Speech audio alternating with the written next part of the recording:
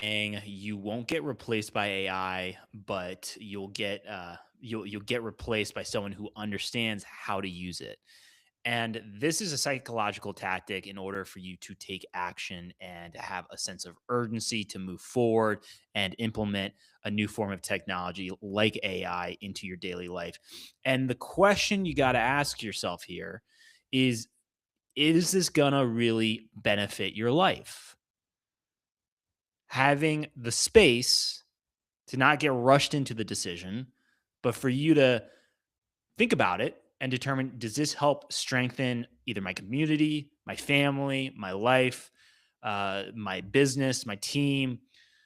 Understanding that rather than just jumping on board for something is going to make is such an important skill to continue to work on for yourself. And it's something where if it doesn't make sense to you, I've said it before for the show, be curious and ask questions. So today, going to be talking about the Amish, the World Economic Forum, wellness centers, employee-owned businesses, AI data centers, the sinister ways of using AI, and then bringing it back to America's future. So welcome back to the show. Let's get into it today to talk about the Amish community. So this community is known for simple living, very little technology, and they've been through it for the Industrial Revolution. And this is an alternative that I want to share with you of what is out there in our country. One of the beautiful things about our country is that you get to decide, you have the freedom to decide how you make a living. And that includes you owning your small business. And there are different ways that you can do this. You can do this through communes, to employee owned businesses. And then I think about it for, using technology or not using technology in your businesses, or how little or how much technology you use. You get to make those choices on an individual level. And then if you're part of a group and a commune, it's the group. But that is all under this umbrella of capitalism, for a system, for an economic system, a capitalistic system. And as someone that, if you were someone that, well, I think about that here. If you're here, you're with me, where you lean more towards free market capitalism. You may believe in government regulations and making sure that government is involved to enforce and avoid monopolies being formed in different industries, and to increase competition, make it easier for Americans to start small businesses. And I believe in that. I believe in limited government involvement for making sure that we're taking care of consumers, the to avoiding monopolies, making it easier for competition to exist in the industries. I believe in some limited government involvement there. But if you are someone that believes that is a socialist, or a Marxist, you can still live in a society based off of capitalism. And I've said it before, the system has been rigged. For decades, our ruling class leaders have sold out our future, and I've shared that before. The elites, the short term thinking rather than long term thinking for generations to come. There's been a lot of short term thinking lately, and a lot of mess that we have to clean up moving forward, and that's where a lot of hard work is involved. But as someone that is a socialist or a communist, someone like that believes in those, or Marxists, let's put it that way, for leaning into then communism, um, they can still live in this society. They may not like it. For someone that is making $1 billion, or has a yacht, or a mansion, or a nice car, they may be like, that's not fair, or that's not okay. But they can still exist. Now, if a capitalist goes into a socialist society, a system based off of socialism, or you get into communism, they cannot exist as a capitalist. They cannot be able to start their small business. I think about that. You wouldn't be able to have your small business how you're owning it currently. You wouldn't be able to buy the nice car that you want to buy, or if it's the what if someone really wants to go overboard and get or overboard 6 yachts or something, something like, or makes $1 billion, it's they can't live in that society. It's something that's forced on you. And this is a freedom that we must preserve here in this country of being able to decide how you make a living. And it's like, who is someone to tell me how to live my life? And who am I to do that to another person? And that is the freedoms on an individual level that we must preserve. It goes back to freedom of speech. And you may not like what someone is saying, but it's protecting that right that we have. And it's really important to keep it checks and balances when it comes to government, even bigger corporations and organizations, being able to make sure that we're keeping the individual freedoms, we're preserving those here in this country is really important to preserve our civil society. And it has been tested, and there has been a lot of messes that have been made that we are going to have to continue to focus on cleaning up as small business owners and uniting to be able to have a big voice. And it comes back to the ideas, putting those in the marketplace. Put those ideas in the marketplace. If you don't like one idea, create a better idea and share that into the marketplace. So that's where I connect back to Amish businesses, small businesses. And this stat really shocked me. I mean, it was very surprising. I didn't realize the percentage difference, but for the failure rate of Amish businesses, it's less than 10% after 5 years. And to give you an idea, for non-Amish U.S. small businesses, the failure rate is 50% after 5 years. And these are not just like small businesses. These are small businesses, Amish businesses that are making millions in revenue as well. I mean, there's some that can definitely be less than that, but it's not like just a few $1,000s here and there. And some of these small businesses are furniture making, produce stands, bakeries, leather shop. You got saddles, belts. I remember as a kid going up to Lancaster, Pennsylvania, being able to experience to experience the Amish culture and community there. To be able to learn more, it was it was eye opening. It was like it really woke me up to like, oh, there are other people that live totally different lives. It feels like, but then there's similarities too that can come up of connecting with a simple living. It comes back to hard work, putting in the hard work, and discipline and accountability. So it comes back to what I've said before when you getting this urgency message coming up of like, okay, you got to get on board with AI. For me, I go back to is this overhyped? Because I do see benefits with AI. I use AI, specifically large language learning models is the one that comes up to mind right now with using Gronk to help out with research. And I'm sure there's stuff even behind the scenes I'm not aware of that I have to continue to learn for all my different systems in business that use AI in some way.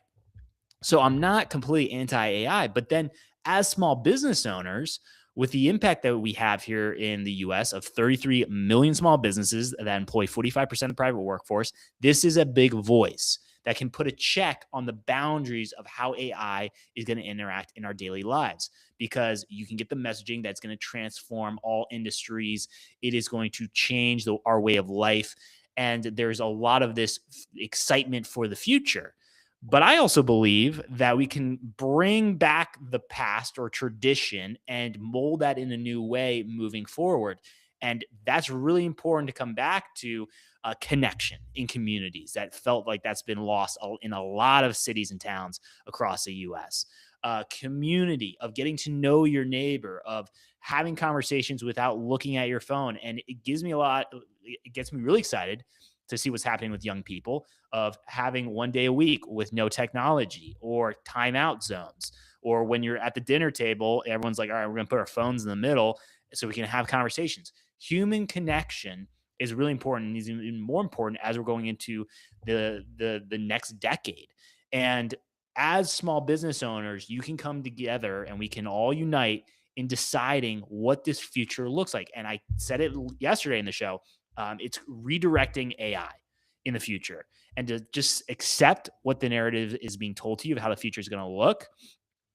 You don't do that. Like you don't have to do that because if you feel like your voice isn't being heard or you aren't able to express the challenges you're dealing with in your specific industry, that is something where we've got to make sure that we are talking about this and sharing those challenges, sharing those concerns, sharing where it could be of benefit as well, and making sure that we are being part of the conversation. And that's where unity is so important to move forward and continue to fight for our republic here in the US. So, going back to the World Economic Forum, there's an article I want to share with you. The title of it, you can look this up. It is the title is 2025, the year companies prepare to disrupt how work gets done. And I want to give you another example of where this urgency and this what feels like a command on you of you have to do this. Like there's no other option. And I'm telling you, there's alternatives. Like you do not have to listen just saying this is the only way moving forward. I go back to this quote from mentor mine in business where he says, "There is no one right way, but there is a right way for you." And overall, there is the conversation of what is right and what is wrong, and that is something we also have to remember. But within that, there are certain ways that you can go about that. I think of what's right and wrong. Honesty is what's right rather than dishonesty. I mean, that's clear distinction right there. And within that, it's being able to decide your path moving forward. So that's a really important distinction I wanted to make with it. But there are alternatives. You get to decide what's going to work best for you. And this quote, I want to share with you this quote to give you an idea of like just what you're up against here for the psychological tactics. So, quote goes, "We are entering one of the largest change management exercises in history, and every business leader and professional will need keyword to embrace it in order to unlock the value of AI." End quote. So you can ask yourself, who are you hearing the messaging from? Understanding incentives. Who is telling you that AI is the future that is going to transform everything? And when you realize that there can be alternatives and what you can feel in your gut of what is right and wrong, listening to that, it can give you the time to critically think and understand, does this actually benefit my current situation with my small business, to my life, to my community? And it's asking those important questions. Because again, as I'm like, I think of different ways that you can go about go about having a business. There are employee owned businesses. So there's over 6,000 companies that are employee owned. The example I can share with you is Publix, the grocery store chain, is employee owned. And so that's possible in our system. It goes back to how beautiful this system is. And I've said it before, capitalism has raised billions of people out of poverty around the world in the last 100 years. And when we continue to preserve this system and improve it dramatically and make sure that we clean up the mess of the rigging that's happened and the short-term thinking that's happened, and we get rid of that and clean that up and bring economic order to the over 1,000 industries here in the US, the potential ripple effect of that within our society is powerful. And it's something we got to fight for what is beautiful, true, and I think back to good with that too. What is beautiful, true, and good. And when we are able to increase the quality of life, that is has such a powerful effect on our communities. And we got to continue to focus on that. And when small businesses are thriving, the quality of life of communities improves. Now, bringing it back to the AI data centers, I've talked about them before. So I want to give, again, overview of all data centers. There are less than 6,000 data centers, estimates here, less than 6,000 data centers in the US. And for last year, for 2024, the estimated usage of electricity was 183 terawatt hours. Now, to give you an idea of the amount of energy usage there, for 10 terawatt hours, that is more electricity than all of the homes in Nashville for the whole year for electricity usage. 10 compared to then 123 terawatt hours. And I come back to what I had heard, and I want to share with you again, that One of the ways you have less poor people is you make energy cheaper. And so you already may be personally experiencing this if you have storefront office space or working from home, that your electricity bill may be going up if you have nearby AI data centers. And because again, estimates are 15 to 25% of data centers are focused on AI. So for AI usage. So with this increase of urgency of getting people on board, what then does that affect for the energy prices, is specifically relating to your business? And then how much is it again is hype to get it to economies of scale, which is really important for these type of technologies. You got to get it to economy of scales in order to reduce the cost. But then you think about it with carbon, the CO2 emissions equivalent. So with 2023, in the year 2023, the estimates for data centers was 100 to 105 megatons of CO2 equivalent. To just give you an idea of a comparison here, the estimated 11 homes that burn wood for heat source. You think about that in wintertime. My parents have a fireplace, and it's really nice to make a fire in there. But for those estimates, for 11 million homes, it's 0.04 to zero point 0.5 megatons compared to the 100 to 105 megatons from data centers. So, what doesn't make sense, and I've said it before, is that there's this messaging, especially you can get it from the World Economic Forum, other people saying we've got to focus um, on climate change, and you as an individual have to take on responsibility to make this happen. I mean, I think of one program, the one campaign, the "Don't Light Tonight" campaign. It's like, well, what about the "Don't Run the Data Center" day campaign? Like there's these excuses that get built up of like, oh, it's part of our way of our daily life, we can't just stop it. But the contrast in the amount of pollutants that these data centers are producing makes you question and be curious about how you're telling us climate change is existential and it needs to be the top priority, but then the data centers of what you're also, some of these people are also saying AI is the future. Then you're telling me that you're going to build these data centers and pollute even more, and then you'll get to the point where the problems will be fixed. How does that make sense?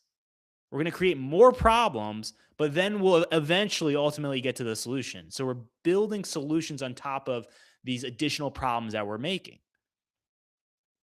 It gets complex real fast. You can experience that as you see that with big organizations where it can get complex very fast. And so I've always come back to how do we, again, limit when it comes to something like the government. You think of big governments, I mean, big government sucks. And so limiting the amount of power and localizing that power onto or localizing it for government involvement.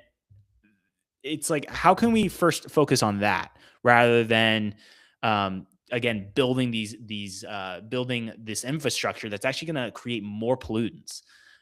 It's something that doesn't make sense unless, this is really important, you come at it from a worldview of power and the rest of us. Does it make sense if control is involved here? Because I've said it before, there are evil forces that are out there, Marxists, global elites, globalists that are putting pressure on the individual freedoms. I come back to the appetizer to the main meal. Socialism to communism is the road where the roads lead to is the abolish of private property. And so, as small business owners, we've got to push back on that. And I know it can be easy to stay stuck in your own small world and just say, I got to get by and, make a profit and make sure my basic needs are met. But you cannot, like, small businesses cannot ignore this any longer. You look at the norm of over $38 trillion in debt. Gen Z is in debt for our country. Uh, Gen Z is the most in debt generation for their age in our history. You think about how many young people feel lost of trying to figure out their purpose. Might be related to the increase in religiously unaffiliated population in our country. But the norm isn't working any longer, and small businesses have an opportunity here to unite it, to be the bridge, and to move forward into a future where, again, I said it before, America's future is a small business renaissance. So it's things to think about as we continue to move forward. And again, coming back to sinister ways, you have the benefits. I think of like large language learning models and research has been really helpful. It's helpful with saving time. But then there's sinister ways like surge pricing. I talked about that before, especially if you ever experienced, a surcharge on Uber or even last minute flights. The man, this sucks. Like this is not great. What if there are alternatives? Well, how do we do that? Well, we start to voice the challenges that we're experiencing, and we're wanting alternatives. And when that happens, the market can respond. And again, there's been a lot of influence, I think, about that, where we got to continue to move back towards more free market capitalism. But when we are able to express and communicate and share the concerns and share that we're looking for alternatives, that is where we can create substantial change. And you can experience that in your own business where if you're getting customers asking for certain things, you're going to respond to see where it makes sense to implement if it's new service to new products or to change the current products or services and alternate them a little bit to make them better. Because I will say again, for relating back to AI and how you go back to this saying that I led with at the beginning, where people are saying you won't get replaced by AI, you'll get replaced by someone who understands how to use it. You may know, my guess is you absolutely know one business out there, could be that sandwich shop that has amazing subs that only takes cash and has been around for years. And there's a line out the door, maybe, or there's just a high demand for it, and they're thriving. And that might be something we got to revisit as small business owners is can we leverage being a place of predictability and trust? Because how it's looking for the trend moving forward in the future is to bring more chaos, more uncertainty and unpredictability, where it becomes difficult, let's say, to budget for your groceries for the week because the prices are changing constantly, or to plan your travels. So there's a lot here that as small business owners we can leverage when it comes to moving forward and bringing into reality America's future as a small business renaissance.